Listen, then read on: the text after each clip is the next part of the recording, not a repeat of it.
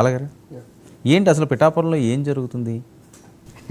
అది జనసేన టీడీపీ వాళ్ళే ఈరోజు ప్రజల ముందర చెప్పాలి. ఎందుకంటే ఇప్పుడు ఒకటి టీడీపీ వాళ్ళు నిరసన తెలపడంలో ఒక రీజనింగ్ ఉంది.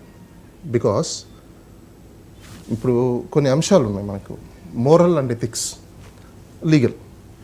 మన లీగల్ పక్కన పెట్టేద్దాం. మోరల్ అండ్ ఎథికల్గా చూసుకున్నప్పుడు ఇప్పుడు నాగబాబు గారికి కానీ పవన్ కళ్యాణ్ గారికి కానీ అందరికీ తెలిసిన అంశం ఏంటి, వర్మ గారికి ఎమ్మెల్సీ ఇవ్వాలని పాయింట్. ఇప్పుడు పవన్ కళ్యాణ్ గారు చంద్రబాబు నాయుడు గారు వీళ్ళిద్దరు మాట్లాడకుండా డిస్కస్ చేసుకోకుండా ఎమ్మెల్సీ ఈయనకి ఇవ్వరుగా, నాగబాబు గారికి. ఈయనకి ఎందుకు ఎమ్మెల్సీ ఇచ్చారు?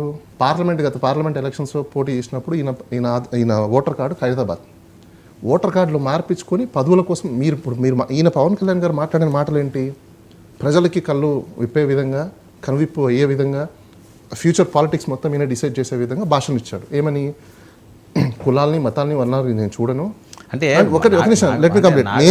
నేను కుటుంబ రాజకీయాలు చేయను. స్థాయిలో పవన్ కళ్యాణ్ గారి తర్వాత కష్టపడింది పార్టీని, ఆయన ఏదైనా వేరే పనుల్లో ఉన్నప్పుడు చూసింది ఈయనే కదా, ఆయనకి అర్హత ఉందని కదా వాళ్ళు మాట్లాడేది.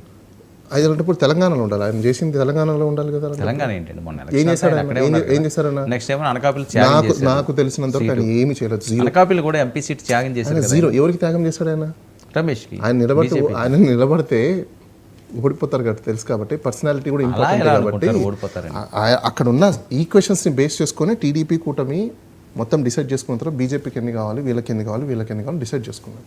ఇప్పుడు వర్మ గారికి సంబంధించిన ఫాలోవర్స్కి ప్రాబ్లం ఏంటి అంటే, ఓకే ఫైన్, ఇప్పుడు ఈయన ఎమ్మెల్సీ తీసుకున్నారు, అంతతో అయిపోయింది, దాన్ని ఎవరు పట్టించుకోవటే చేయట్లేదు.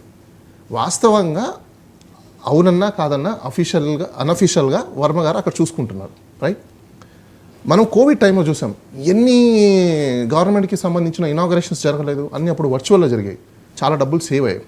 ఇప్పుడు మళ్ళీ ఎందుకు కోవిడ్ పోయిందని చెప్పేసి మీరు వేల కోట్ల రూపాయలు మీ బందోబస్తులు, తర్వాత ప్రోటోకాల్స్, ఇవన్నీ ప్రజల డబ్బులు వేస్ట్ చేసుకుంటూ మీకంటే ఒక ఫోర్కాస్ట్ ఉండదా?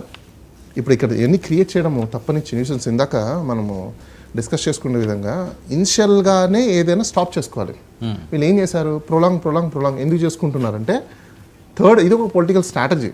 థర్డ్ పర్సన్స్ని లేకపోతే అపోజిషన్స్ ఉన్న వాళ్ళని ఇన్వాల్వ్మెంట్ అవ్వకుండా దీన్నే ముందు మీడియాలోకి, ప్రజల్లోకి తీసుకెళ్లే విధంగా అభివృద్ధి కార్యక్రమాలు కావచ్చు, సంక్షేమానికి సంబంధించిన కావచ్చు, లేకపోతే ఫ్యూచర్ ఆస్పెక్ట్స్కి సంబంధించిన కావచ్చు, ఇవేవి ప్రజలు మాట్లాడుకోకుండా సైకలాజికల్ గేమ్ ఆస్పెక్ట్స్ ఉంది.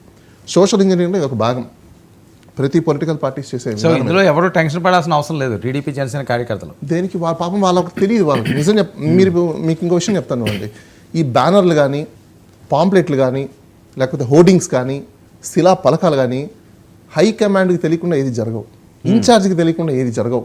ఫోటోలు, ఇమేజెస్